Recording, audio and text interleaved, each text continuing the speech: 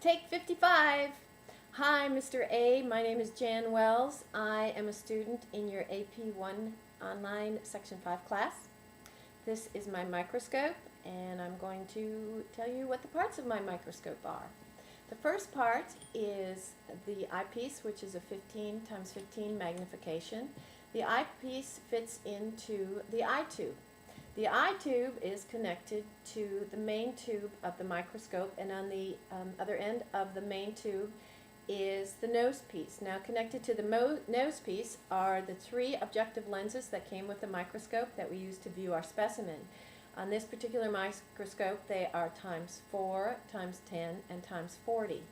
I also have an immersion objective lens, which is a magnification of 100 times to use.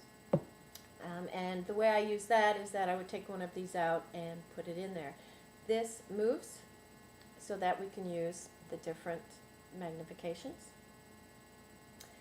And in order to focus on the specimen, we would use these coarse adjustment knobs right here, which would bring it initially into focus, and then we would fine-tune it with the fine-tuning adjustment knobs. Now, this is the stage, and on the stage is where the specimen would go. There are actually clips here to hold the specimen in place.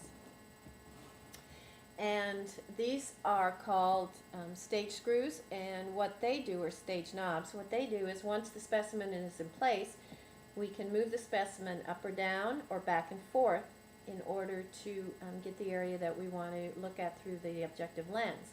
It is also calibrated so that if there's a particular place you want to come back to on the lens, you can make a note of it, and then when you put the lens in, or the specimen in again, you'll be able to find that particular place.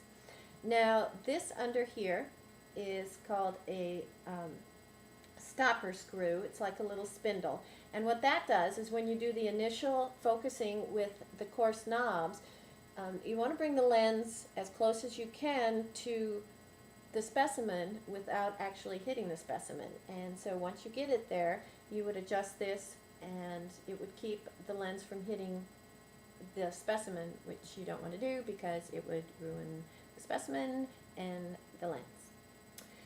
Now, under here we have the diaphragm, and what the diaphragm does is it can be adjusted for the amount of light that you would like to enter in through your light source up into the lens. There are also filters. Now, the filters with this microscope are actually all built in, so there's not really any that I can show you, but they would go in this piece right here. You can see that piece right there, right there. This is the diaphragm.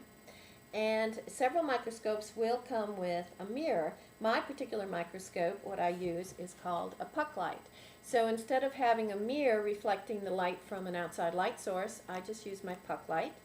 And when I'm ready to use my microscope, I put it in under, and it provides the light, the light source that I need to view my specimen. Now, on my microscope, this is called the arm of my microscope. This is the base of the microscope, and this is an inclination joint. So what this does is it enables me to move the top part of the microscope back if I need to for my viewing, or forward.